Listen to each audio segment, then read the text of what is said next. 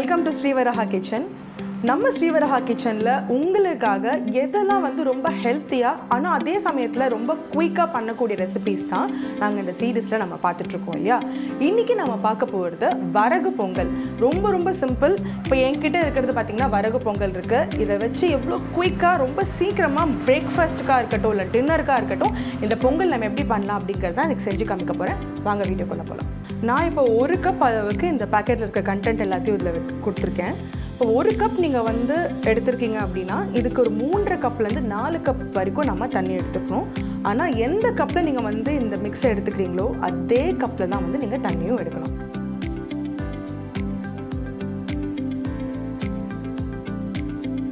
இதுக்கு நான் ஒரு 3.5 கப் அளவுக்கு நான் தண்ணி விட்டுக்கிறேன்.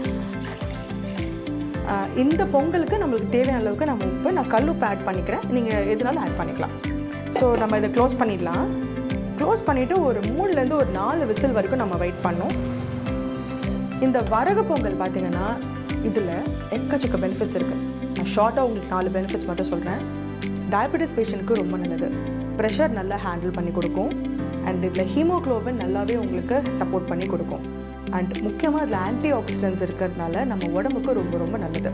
ஸோ வாரத்தில் நான் சொன்ன மாதிரி தான் ஒரு 2லேருந்து 3 நாளுக்காவது நீங்கள் இந்த வரகு பொங்கல் எடுத்துக்கிறது நல்லது. இப்போ நம்ம அடுப்பை ஆன் பண்ணிவிட்டு நான் விசில் போட்டுடுறேன். ஒரு 5 விசில் வரைக்கும் நம்மளுக்கு இருந்ததுன்னா பொங்கல் நல்ல குழைவாக ரொம்ப அழகாக வரும். நம்ம வெயிட் பண்ணலாம். ஒரு 5 விசில் வரட்டும். அதுக்கப்புறம் எப்படி இருக்குங்கிறத நான் உங்களுக்கு காமிக்கிறேன். ஸோ நான் சொன்னேன் இல்லையா 1க்கு 3 பார்த்திங்கன்னா நல்லா குழஞ்சிருக்கு. உங்களுக்கு அடி பிடிக்கவே இல்லை. நல்லா குழஞ்சிருக்கு. சாஃப்டாக நல்லா மஷியாக இருக்குது. இதுதான் ரைட் கன்சிஸ்டன்சி. வரகு பொங்கல் தயார். இப்போ நம்ம என்ன பண்ணுவோம்னா அதில் தாளிக்க போகிறோம்.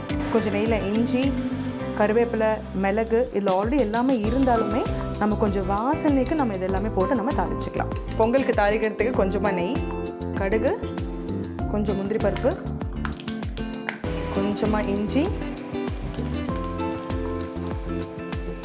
அப்புறம் பச்சை மிளகாய். இதெல்லாமே நம்ம வாசனைக்கு தான் ஆட் பண்ணுறோம். உங்களுக்கு இந்த மில்லட் ப்ராடக்ட்ஸ் வேணும் அப்படின்னா www.srivarahafoods.com இன்றைக்கி ஆர்டர் பண்ணுங்கள்.